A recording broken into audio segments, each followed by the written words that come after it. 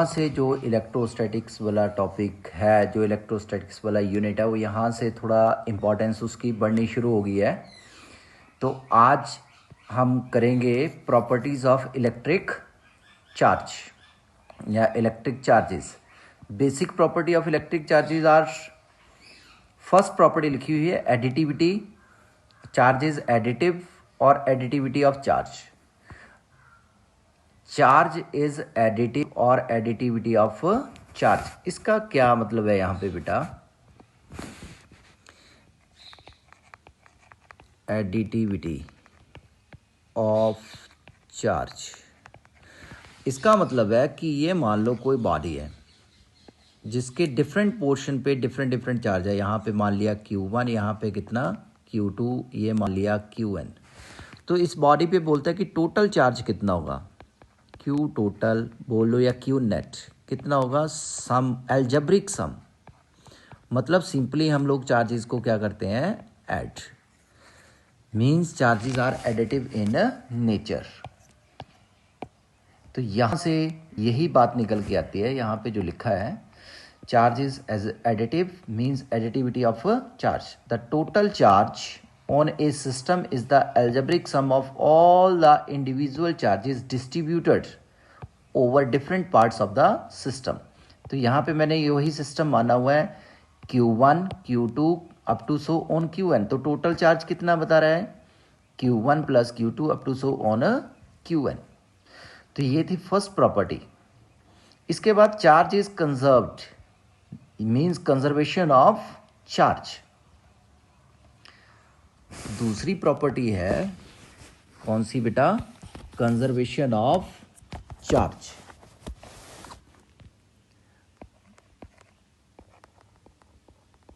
Conservation of charge means charge है जो, वो क्या बोल रहा है, ये प्रॉपर्टी हमें बता रही है कि net charge means total charge on an isolated system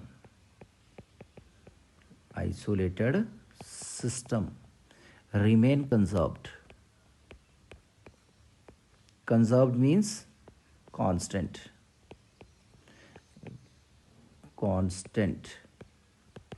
अबे आइसोलेटेड सिस्टम कौन सा सिस्टम होता है, which is free from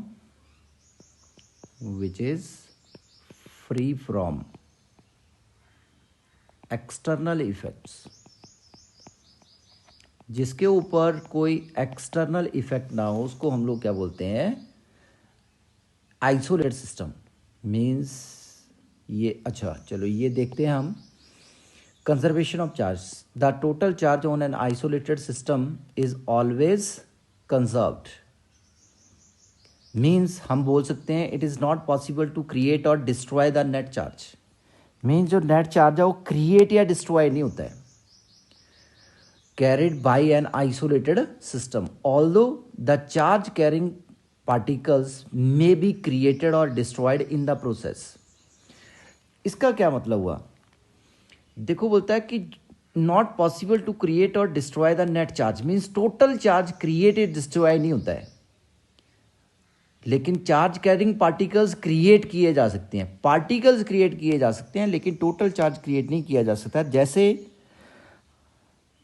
हमने यहाँ पे एग्जांपल्स दे रखी है आइसोलेटेड सिस्टम। आपको यहाँ तक याद रखनी है बात, ये पॉइंट ज़रूरी है, ये इंपॉर्टेंट है। उसके बाद आइसोलेटेड सिस्टम आपको पता चल गया। उसके बाद इसकी एग्जांपल्स, जैसे बोलता है when a glass rod is rubbed with silk cloth then glass rod becomes positively charged and silk cloth become negatively charged। इसको जरा यहीं पे समझ लेते हैं हम लोग। ये मान लिया मैंने एक ग्लास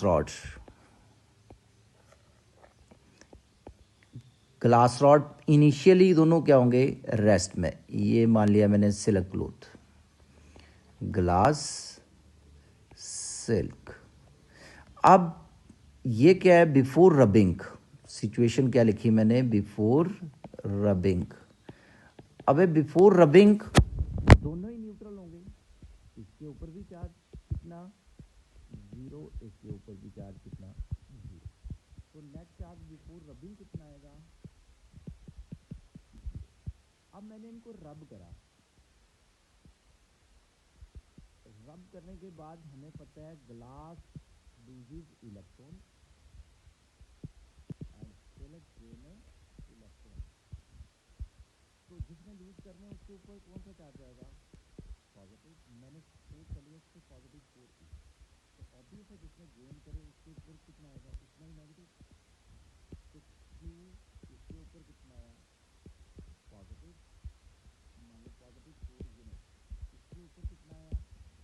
नेगेटिव 4 यूनिट।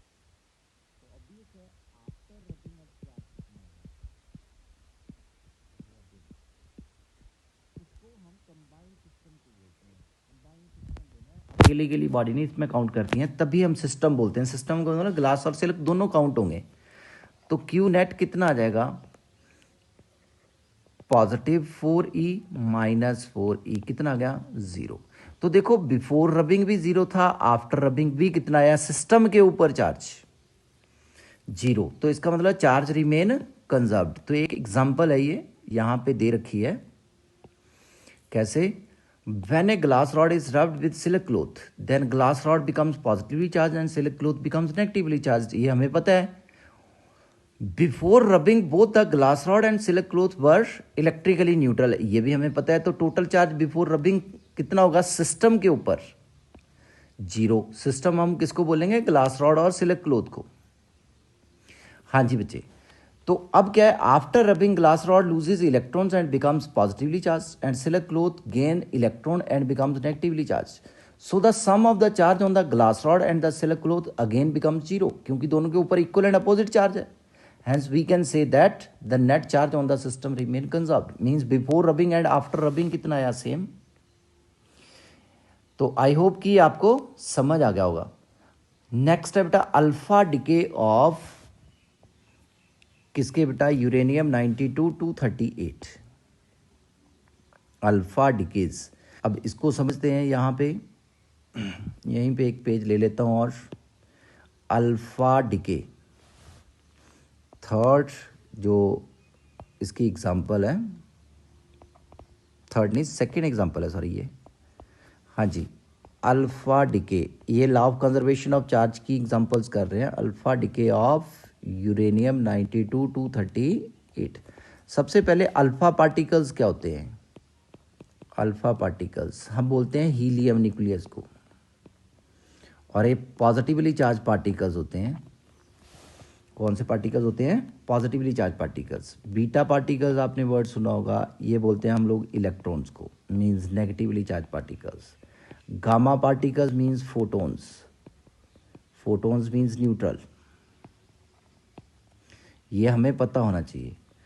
अब होता क्या है कि जो यूरेनियम 92 आपने पढ़ा होगा रेडियो एक्टिव रेडिएशंस, जैसे रेडियम से निकलती है रेडियो एक्टिव रेडिएशंस। तो यूरेनियम 92 to 38 से क्या कौन से पार्टिकल्स हम लोगों ने एमिट करवाने हैं? Alpha particles. Means alpha particles का मतलब क्या हुआ यहाँ पे? हीलियम 24। तो इसको ध्यान से देखना जरा। ये मान लिया मैंने यूरेनियम 92 to 38, इसमें से हमने निकाल दिया हीलियम 24, बचेगा क्या? अब देखो 2 प्रोटॉन्स जा चुके हैं। ये क्या होते हैं? Number of protons. Atomic number किसके बराबर होता है? ये लिखा है XZA। तो Z क्या है यहाँ पे? नंबर ऑफ प्रोटॉन्स, जिसको एटॉमिक नंबर बोलते हैं हम लोग।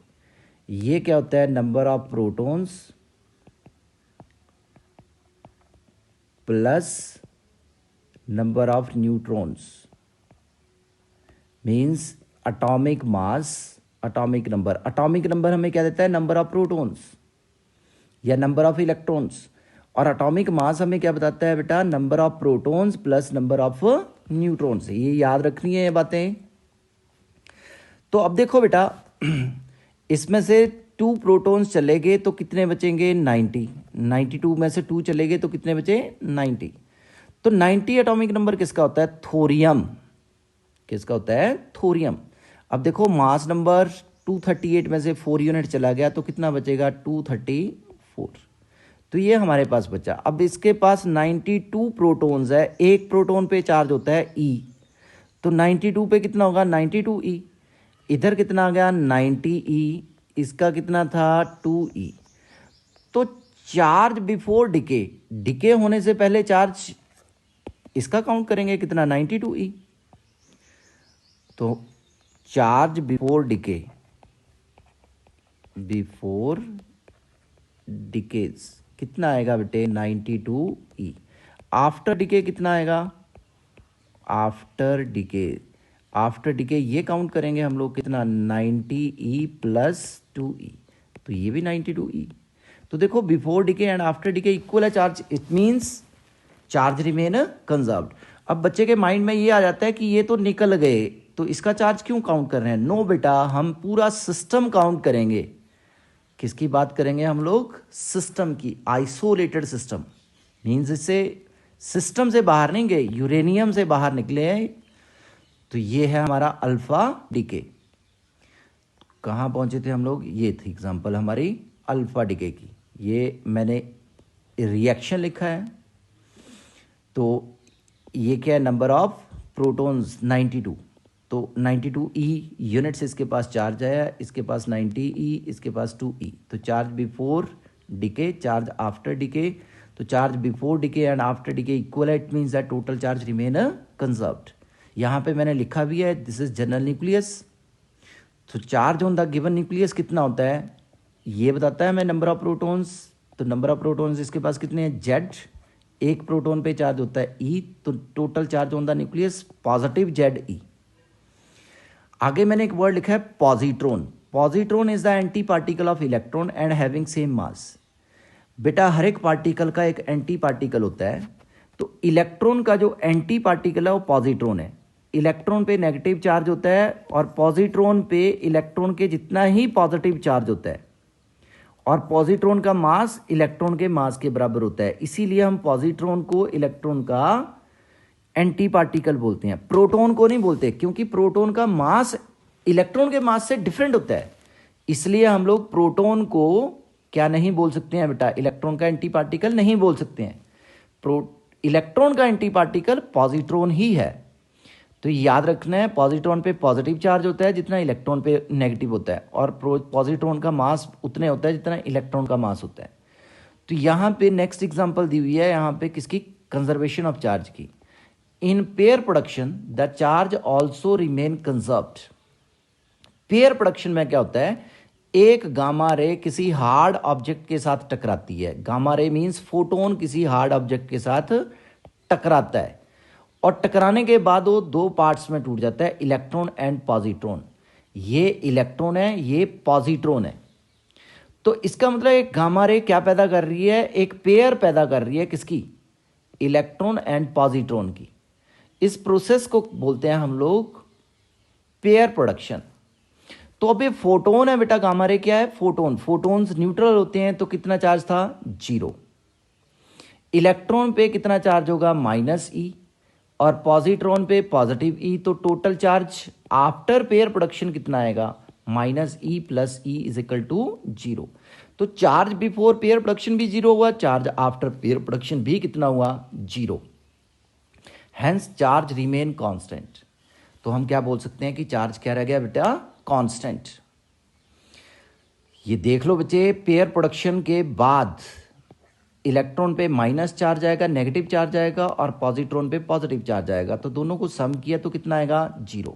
Hence charge remain conserved. Before and after pair production charges 0 रहे। अब पेयर प्रोडक्शन का बिल्कुल अपोजिट होता है उल्ट प्रोसेस। ये दोनों ऐड होके दो गामा रेज बनाते हैं। अब ये इसमें एक्स्ट्रा एनर्जी का रोल है कि एक गामा रे एक पेयर इलेक्ट्रॉन और पॉजिट्रॉन की बनाती है, लेकिन अगर एक पॉजिट्रॉन और एक इलेक्ट्रॉन कंबाइन करे तो वो दो गामा रेज बनाती हैं। इस प्रोसेस को बोलते हैं annihilation of matter. Annihilation of matter. In annihilation of matter an electron combine with a positron to produce 2 gamma particles. तो देखो इस रिएक्शन से उल्टा किया हुआ है इसको, इलेक्ट्रॉन प्लस पॉजिट्रॉन कितना 2 गामा रेज। सो चार्ज बिफोर एनहीलेशन इसके ऊपर नेगेटिव चार्ज होगा इलेक्ट्रॉन के ऊपर और पॉजिट्रॉन के ऊपर पॉजिटिव होगा, तो दोनों का सम कितना आ गया 0। After pair production gamma ray बनी, gamma ray means photon, photon पे चार्ज 0। तो before pair production and after pair production charge 0 आ रहा, तो इसका मतलब क्या हुआ, नेट चार्ज रिमेन कांस्टेंट। ये फोर्थ एग्जांपल थी उसकी। अब बच्चे हमने करना है फिफ्थ प्रॉपर्टी, किसकी बेटा, क्विंटाइजेशन ऑफ चार्ज, चार्ज की fifth property, and this property is very important, quantization of charge. Quantization of charge का मतलब क्या हुआ है, the quantization of charge of electric charge means any charged body has the total charge that is integral multiple of certain amount of elementary charge। तो यहां पे मैं लिख लेता हूं इसको, फिर आगे ले लेते हैं पेज, इस नज़दीक आ जाएगा। ये यहां पे आ गया पेज। हाँ जी, अगला की है क्विंटाइजेशन ऑफ चार्ज। ये मैंने बताया आपको कि इंपॉर्टेंट है, क्विंटाइजेशन, जेड से भी लिख सकते हैं, एस से भी लिख सकते हैं, ऑफ चार्ज। अब सबसे पहले बेटा चार्जिंग होती कैसे है, जब एक बॉडी इलेक्ट्रॉन लूज करे और दूसरी क्या करे, गेन। अगर इसने लॉस किए इलेक्ट्रॉन्स तो इलेक्ट्रॉन पूरे का पूरा जाएगा। अगर इलेक्ट्रॉन पूरे का पूरा जाएगा तो इसका मतलब क्या हुआ कि इलेक्ट्रॉन होल नंबर में ट्रांसफर हुआ। कैसे ट्रांसफर हुआ इलेक्ट्रॉन, होल नंबर में। तो जो चार्ज इसके ऊपर डेवलप हुआ वही होल नंबर में आएगा, +1 E। अगर 2 किए तो +2E, अगर 3 लॉस हुए तो +3E। इसका मतलब जो चार्ज आएगा किसी भी बॉडी पे, जो चार्ज आएगा उसका कौन सा नेचर है, discrete nature. Discrete nature means कि चार्ज, जो टोटल चार्ज आ रहा है किसी बॉडी पे, वो होल नंबर मल्टीपल ऑफ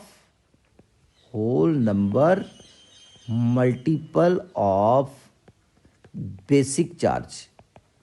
ये बेसिक चार्ज बोलो या चार्ज ऑन इलेक्ट्रॉन और प्रोटॉन, E। तो मतलब किसी बॉडी पे जो टोटल चार्ज होता है वो कितना होता है, Ne। ये क्या है, टोटल चार्ज। N क्या है यहाँ पे, any integer 1 2 3 4 up to so on. E क्या है, चार्ज ऑन इलेक्ट्रॉन और प्रोटॉन। यहाँ पे प्लस माइनस का साइन दे दिया मैंने, पॉजिटिव साइन प्रोटॉन्स के लिए और नेगेटिव साइन इलेक्ट्रॉन्स के लिए। इसको बोलते हैं हम quantization of charge. Means quantization of charge हमें क्या बताने की कोशिश कर रही है कि चार्ज फ्रैक्शन में पॉसिबल नहीं होता है, नॉट पॉसिबल। इसका मतलब चार्ज कैसे आएगा, होल नंबर में, whole number multiple of E। E की वैल्यू आपको पता है 1.6 × 10⁻⁻19 कूलम। यही बात यहां पे समझाई गई है। बोलता है quantization of charge means any charge body has the total charge that is integral multiple, means whole number multiple of basic charge E। Whole number multiple of a certain smallest amount of charge, उसको क्या बोलते हैं, charge on electron और proton. तो ये क्या बोल रहा है, इसको एक्सप्लेनेशन किया हुआ है, when a physical property exist in discrete packets rather then in continuous amounts. ये करने की जरूरत नहीं है आपको। ये क्या बता रहा है ये बेटा, discrete nature of charge means charge है जो होल नंबर में ही होगा। The property is said to be क्विंटाइज्ड।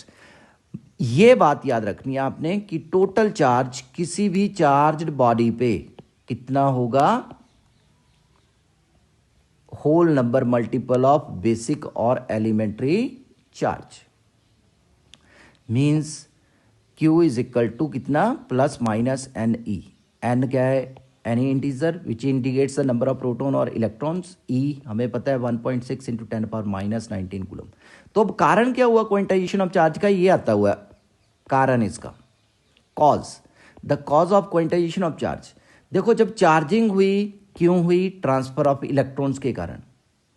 During charging the electrons are transferred from one body to another body and electrons cannot be divided into parts. Electron transfer होगा तो parts में थोड़ा ना डिवाइड होगा electron, electron तो whole number में transfer होगा पूरे का पूरा. सो अगर वो होल नंबर में ट्रांसफर हुआ तो चार्ज भी होल नंबर में आएगा. So they transfer in whole number, hence the charge on a charge body will be some whole number multiple of basic charge या एलिमेंट्री चार्ज, जिसको हम लोग ई के साथ रिप्रेजेंट करते हैं. अब इसमें याद रखना कि क्वांटाइजेशन ऑफ चार्ज के बारे में किसने सजेस्ट किया था? मिल्कन ने. ये आता होता है 1 मार्क्स में कई बार, तो कई बार पूछ लेते हैं कि वो एक्सपेरिमेंट का नाम बताओ जिससे हमें क्वांटाइजेशन ऑफ चार्ज के बारे में पता चलता है. तो उसका नाम है Millikan oil drop experiment. Millikan oil drop experiment, ये याद होना चाहिए. और लिख लेना कि क्या नाम था इसका, मिल्कन ने जो एक्सपेरिमेंट किया था, मिल्कन ऑयल ड्रॉप एक्सपेरिमेंट. इसके बाद है हमारे पास बेटा invariance of electric charge. The charge on a body is invariant in nature. Invariant का मतलब क्या हुआ कि वेरी नहीं करेगा, चेंज नहीं करेगा. इसका मतलब है the charge on a body does not change whatever be its speed और speed of observer. Means charge है जो स्पीड पे डिपेंड नहीं करता है. जितना चार्ज किसी बॉडी पे उसकी रेस्ट पोजीशन में होगा उतना ही चार्ज ड्यूरिंग मोशन होगा. The electric charge is invariant in nature, that is it is independent of the frame of reference. Means charge at rest is equal to charge in motion. इसके बाद है charge always resides on the outer surface of the conductor. ये कोई conductor है, अगर इसकी charging की तो चार्ज इसके बाहर वाले सरफेस पे रिजाइड करेगा. अंदर चार्ज कितना होगा कंडक्टर के? 0. इनसाइड कितना होगा? 0. लेकिन जो चार्ज्ड बॉडी है उसके ऊपर जो चार्ज आएगा वो उसके सरफेस के ऊपर ही रिजाइड करता है. आगे charge always leaks at the sharp point edges because charge density is maximum at the sharp point edges. ये कोई हमारे पास कंडक्टर है, जो इसका शार्प पॉइंट एज होगा वहीं से चार्ज को रिमूव करवाना इजी होता है. Mean charge leaks at sharp point edges. क्यों? क्योंकि शार्प पॉइंट एजेस पे मैक्सिमम होती है चार्ज डेंसिटी. इसके बाद लिखा हुआ charge can also transferred from one body to another body, ये हमें पता है. आगे कुछ एक प्रॉपर्टीज और दे रखी हैं, auxiliary properties. Charge is always associated with matter, like charges repel each other and like unlike charges attract each other. ये आपने पढ़नी है बेटा. तो ये था आपका आज का टॉपिक, यहाँ तक आपका कंप्लीट होना चाहिए. और कोई डाउट होंगे तो आप मेरे को मैसेज कर सकते हो और बाकी ऑनलाइन क्लास में समझ सकते हो. सो थैंक यू बेटा.